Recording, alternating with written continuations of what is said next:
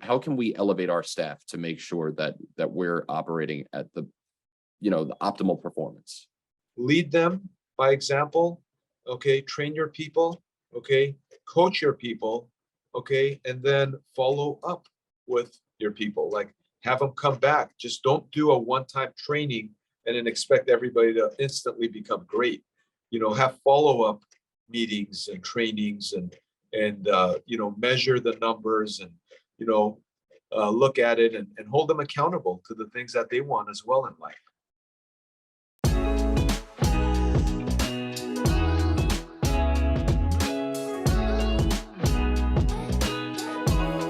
Hello, everyone, and welcome to another episode of Business Savvy, our educational podcast for field service and home service business owners. As always, I am your host, Nick Werker. Now, I love coming across individuals who have already built up a successful company and are willing to share their secrets to success with others. And we're very fortunate to have one of those people with us today. John Akhoian is the co-founder and CEO of Rooter Hero Plumbing and Air, a California and Arizona-based plumbing and HVAC company. So in this episode, we'll be diving into what's made Rooter Hero so successful and getting into some of John's top tips on how to, grow a plumbing and HVAC company to that next level. So, John, we're really excited to have you on the show today. Thanks for being here. Great.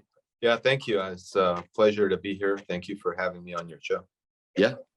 So just want to get into it, like a little background. So can you tell us a little bit about yourself and your experience on working in the trades?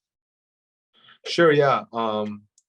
So I'm John Akhoian. I started in the trades when I was 17 years old. I got into the trades because I had to, get into the trades. So my dad was the major breadwinner of the family, and he had a sudden heart attack and passed away. I was 17 years old, and I basically dropped out of high school to go work with a family friend who was a plumber to learn the trades because, I had to replace my dad's income pretty quickly. So, we could continue to pay the mortgage and not lose the house that he bought for the family 2 years before that. I'm sorry to hear that, obviously, but I meet a lot of tradespeople who say that, I did it because the school thing wasn't for me, or, I liked money, or, so on and so forth. And just, I think this is what's so great about the trades, right? Is that, you don't need to necessarily go to school for 4 years in order to start providing for a family, because to some people, that's what's most important in life, right? Is providing for a family. I know that that's something that I hold really in high regard in my life, is that I want to be able to provide for a family and let my wife do whatever she wants, even though she doesn't do whatever she wants. I want to, because otherwise I'll get in trouble.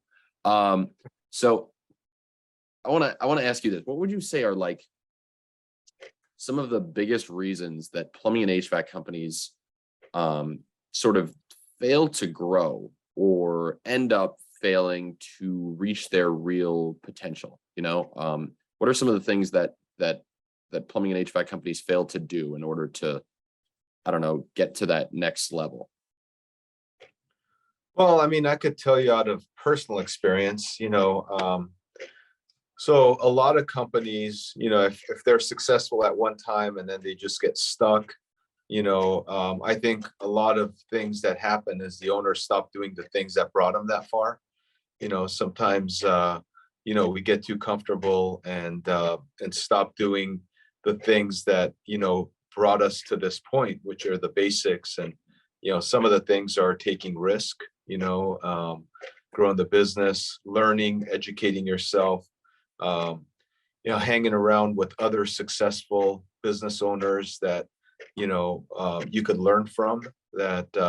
So these are the kind of things that I've done. And when I stopped growing, typically when I look back, I was not doing the things I was doing when I was growing, so it was really simple. It's like, oh, I stopped doing that. I need to start doing that more often. And then sometimes, business owners, get into a place where, they get comfortable, and they're like, hey, um, instead of, playing to win, I'm going to play not to lose. Right. So I don't want to take the risk anymore. And I'm comfortable where I'm at. And, I don't want to do the things I used to do, because that was too risky. Um, but sometimes if you want to keep growing, you have to keep doing the things you were doing, and you have to take some risk. I think it's also, if you're competing in a market and you aren't actively trying to, I don't even want to say grow your business, because it's really sort of, you don't have to be this capitalistic, hungry, I don't know, like warlord, um, trying to put everybody out of business. But you will over time see sort of, I don't know, I don't want to say setbacks, but like decreased profit margins if you aren't attempting to keep up with the rest of the market. And what we're talking about, like providing for a family, or I don't know, just providing. I like to think of what I do as like it helps provide jobs too, right? Like in my local community. So it sounds like, and I like solutions that are mindset based, because we get comfortable, or we don't want to take the risk anymore, or I don't know, and any of these things can really hold us back mentally from trying to do more to grow our business, but also serve the community. So how big of a role does mindset play in a person's ability to run a successful plumbing or HVAC business, in your opinion? Well, I think it's huge. Mindset is definitely one of the biggest roles in a person's ability to run a successful plumbing business, because whatever you believe, you're right. Right. It's your perception is your reality. Okay, so if that perception is flawed, right, then your reality is going to be flawed. So I think mindset has a big factor on success, and it could either be the brake that stops you or the gas pedal that keeps you going, um, and propels you forward. So I think mindset is huge, and you have to put the good things in to your mindset, right? Um, so there's a fear-based mindset that's out there that is like, it's almost like, hey, the market's getting smaller, and I better try to grab as big of a piece of the pie as I can, because that the pie is getting smaller and smaller. But the reality is that the market is huge, right? And a lot of the problems that exist in a plumbing company are typically internal, right? A lot of times we think it's the competition, it's this or it's that, but it has very little to do with what's going on the outside, right? There's a saying, I believe, is like, a ship doesn't sink because of the water that's on the outside. It sinks because of the water that's on the inside, right? So, and I think the business place, like especially the trades, is like the ocean. It's huge, right? And your business is going to be really successful if you work internally on bettering all the functions, having the right mindset, believing that, hey, you know what, the outside influence has nothing to do with it. Everything happens from the inside out. So I think mindset is big.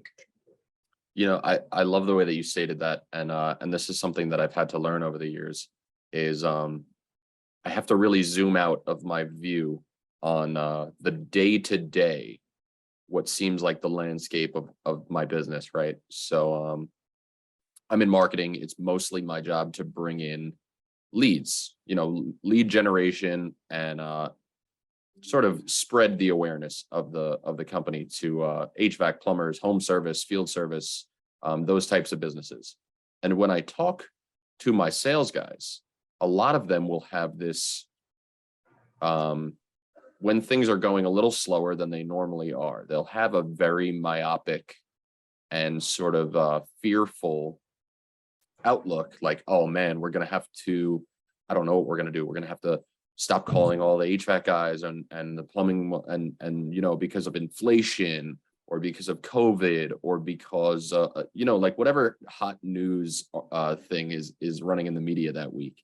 And it's easy to get caught up in that and say, yeah, I've got to switch what I'm doing. I got to go do this. I got to, and when I zoom out, I realize that if I just go back to the things that I've always known really work for me, right? Providing value for my audience, you know, participating with other businesses that, you know, I have a symbiotic relationship with, that really makes sense, and really educate the people that I ultimately want to do business with, is what's going to help my business grow as a whole. So I think that it's important to not get caught up in the rat race of the day-to-day of running. You know, you're so worried about this outside factor and that outside factor, when in fact, right, if I'm just doing the things that brought me this success all along, and I'm working hard at it, I won't say guarantee, but I can count on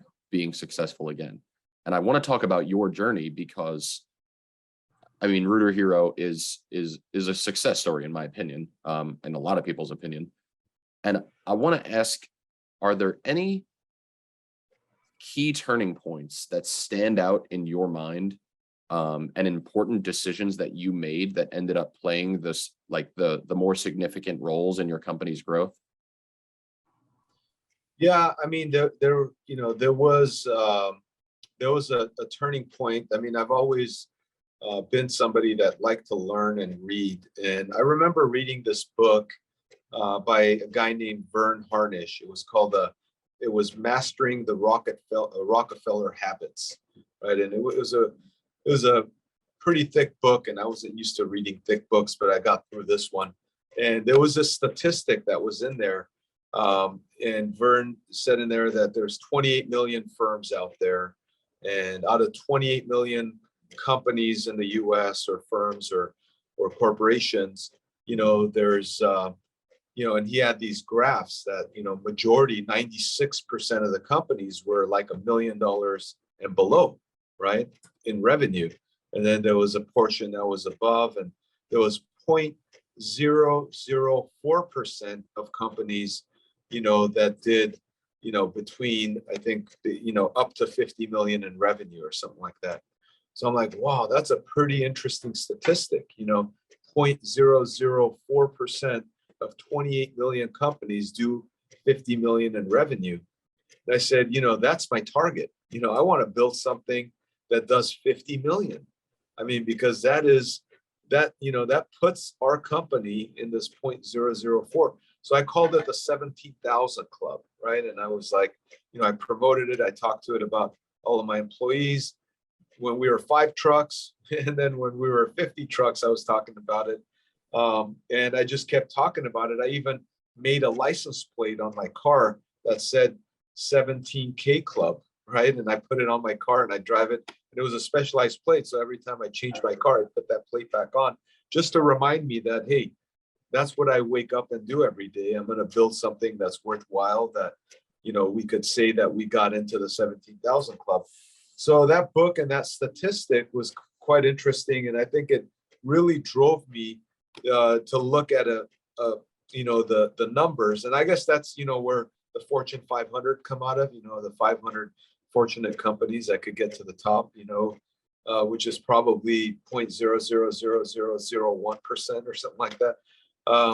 So it just, if I could do this, I look at that as success. So we kept doing that.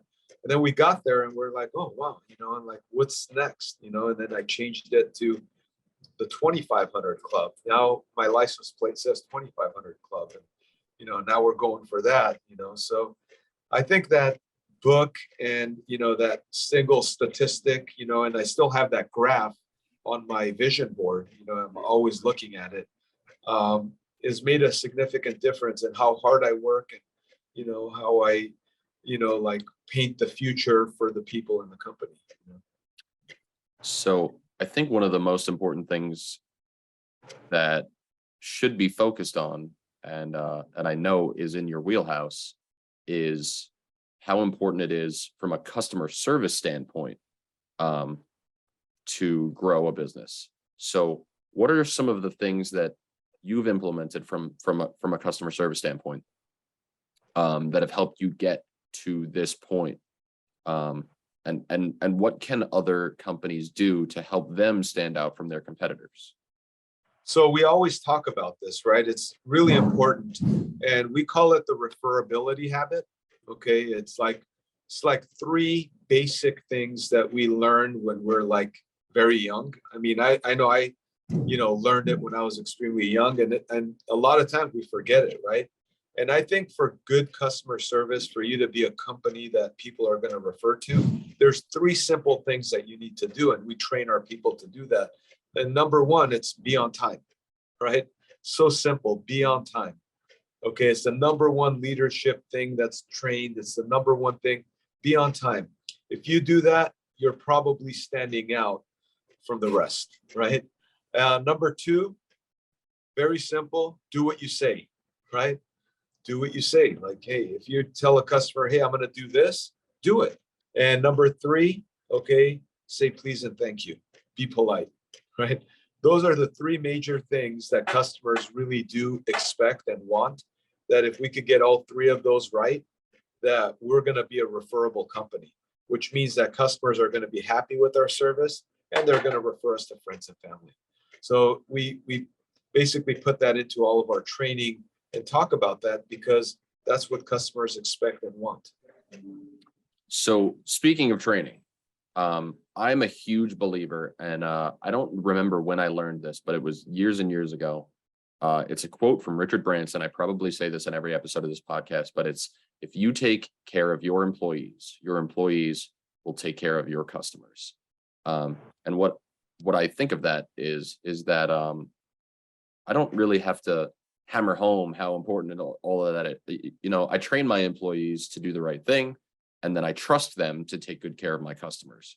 So what do you do, and what can other plumbing and HVAC company owners do to help train and elevate their technicians and other members of their organizations to I don't want to say like just customer service wise, but as a whole, how can we elevate our staff to make sure that we're operating at the optimal performance? Well, I mean, going back to what you said, I believe the same thing, that if you take care of your people will take care of your customers. I believe we have two types of customers. The company's customers are the people that call us for service, and our customers are internal, are the people that we serve. So I think the best thing to do that we do a lot is, number one, be a great leader. Lead by example, right? Don't ask people to do things you're not willing to do. Don't be a dictator. Be a leader. Do the things you're asking others to do. And number two, train people. Train them. I mean, train them on what outcome you want. Like, teach them, because people are hungry. They want to learn. They want to do well. I don't think I've met too many people that's come in and said, hey, I want to fail. It's like people want to win. They want to succeed. So train them, then coach them, right? And coach them. And then finally, inspect what you expect, right? Follow through, look back, look at the results, see if there's little tweaks that need to be done. But, it's lead them by example, okay? Train your people, okay? Coach your people, okay? And then follow up with your people, like have them come back. Just don't do a one-time training and then expect everybody to instantly become great. Have follow-up meetings and trainings and measure the numbers and, look at it and hold them accountable to the things that they want as well in life. We will be right back after this short ad. My name is Joe Fisher. I'm the owner of Victorian Fence, located in Long Island, New York. I've been a Ring Savvy customer for 5 years. They're very professional. They know exactly what to say. And when customers call, they have no idea that it's a separate answering service. With a product like Fence, if they don't get a live person, they're just going to call the next fence company. With Ring Savvy, I never miss a potential new customer. Ring Savvy is an extension of our business. I like to answer my phone, but during those real busy times of year, I can let it ring on my cell phone one time. And if I'm not able to get it, it will be forwarded to Ring Savvy, where a professional sounding person will answer and take my phone call. Ring Savvy really helped me to be present whether I'm at work or at home. My kids are young, so when I'm home, I don't want to be on the telephone and trying to resolve issues. Ring Savvy is definitely giving me a better quality of life.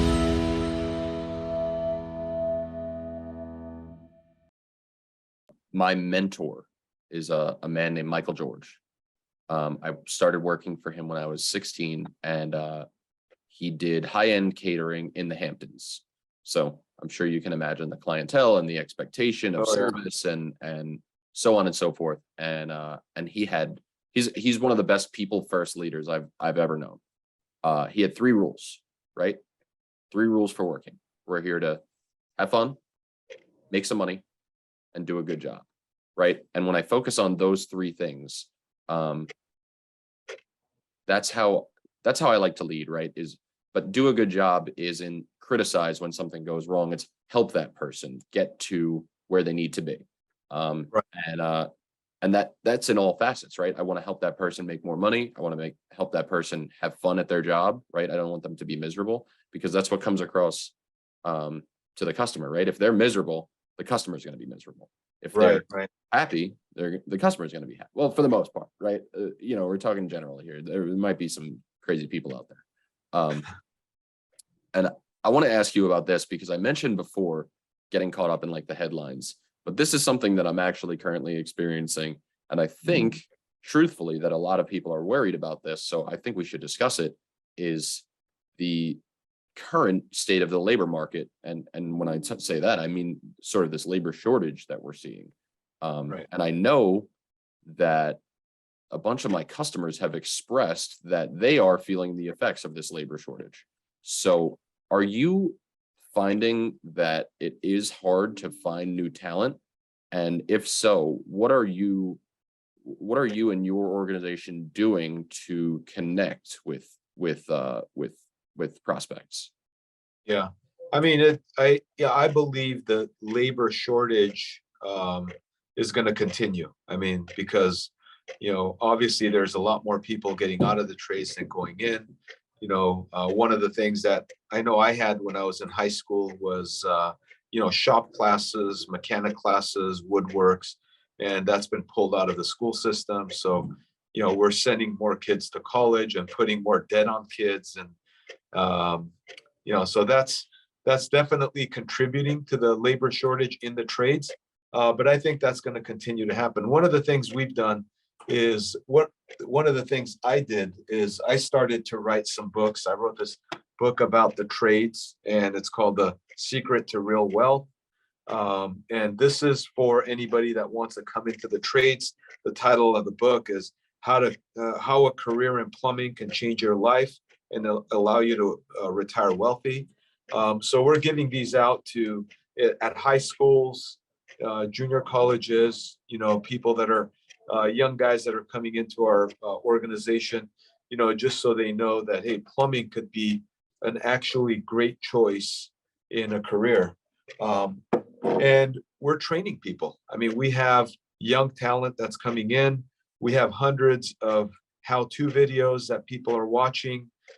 They're going out with, some of our senior plumbers and getting some hands-on work. And things like that. So we're bringing people in from the outside of the trades and getting them into the trades, because, for me, the trades were great. It was a plan B that actually should have been a plan A, right? Those are the things we're doing. And I think the labor shortage will continue to happen, and you have to get proactive and you have to educate people on what's going on out there.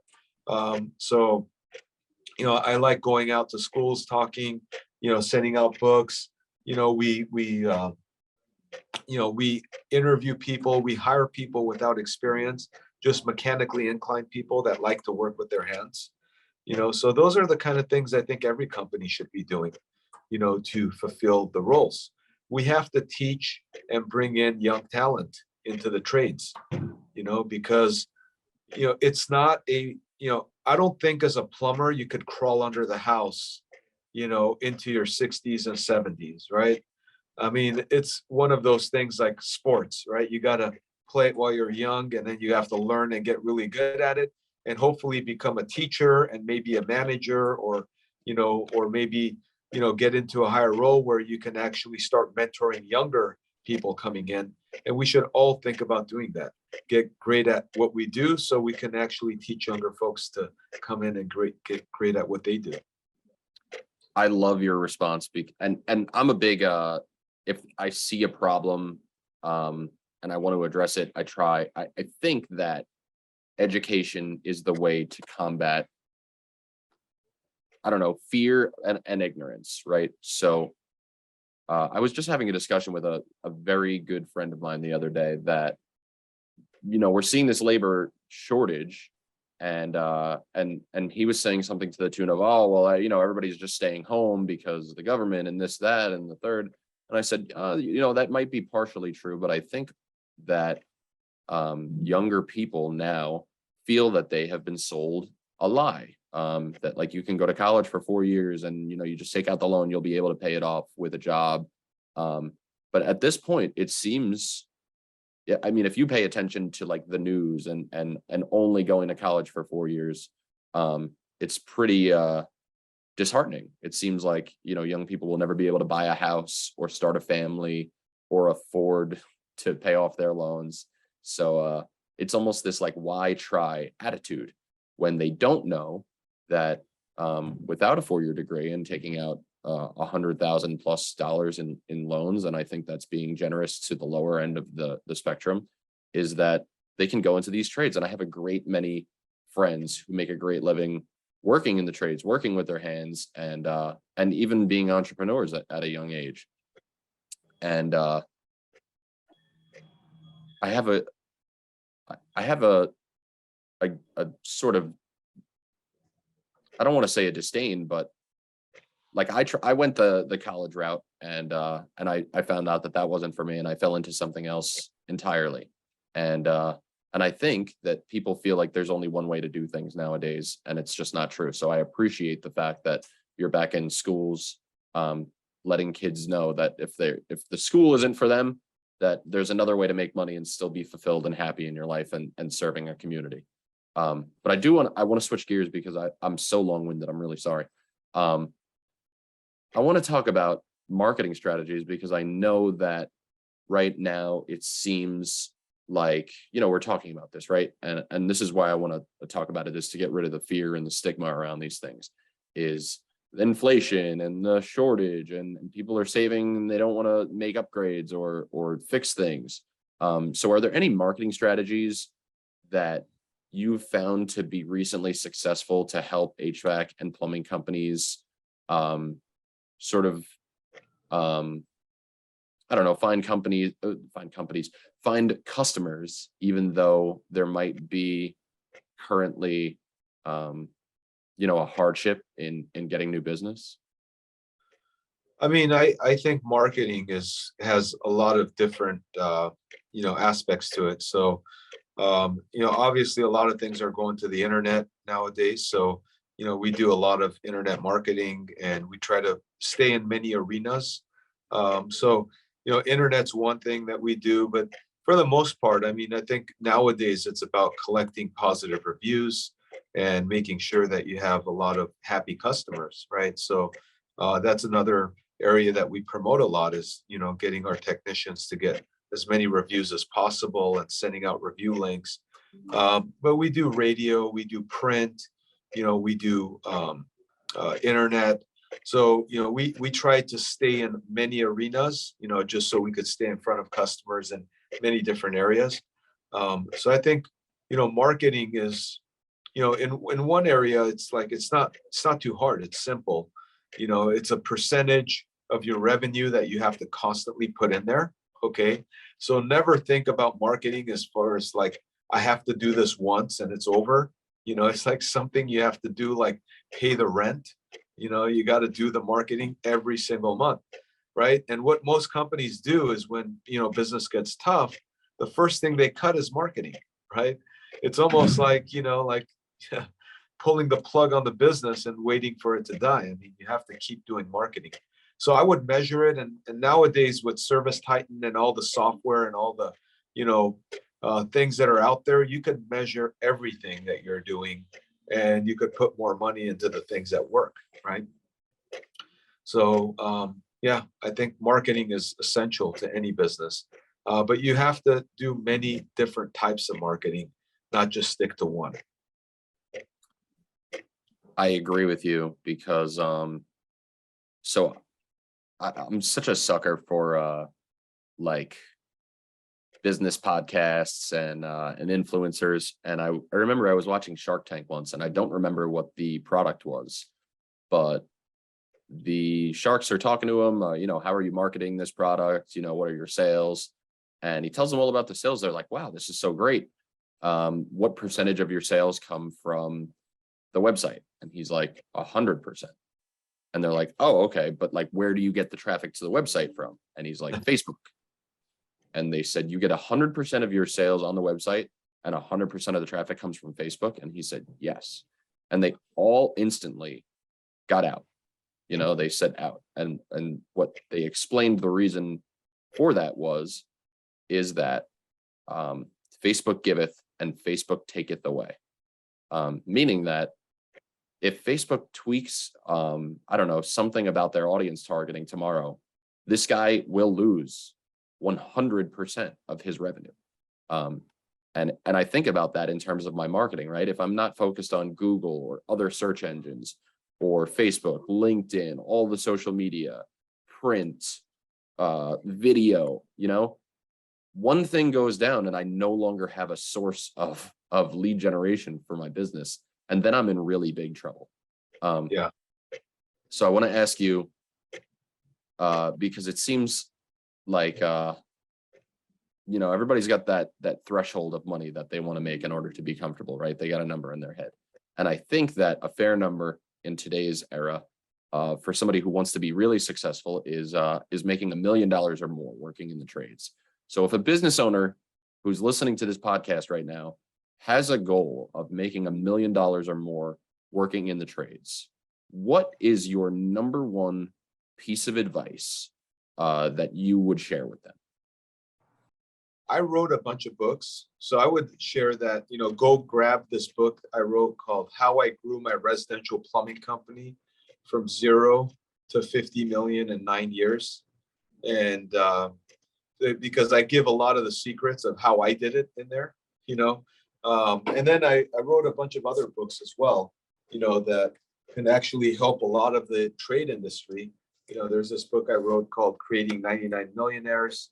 Okay, this talks about how you could make $1 million or more in plumbing, as a plumbing salesperson. Okay, and there's a secret to real wealth that when we talked about getting in the industry, values first.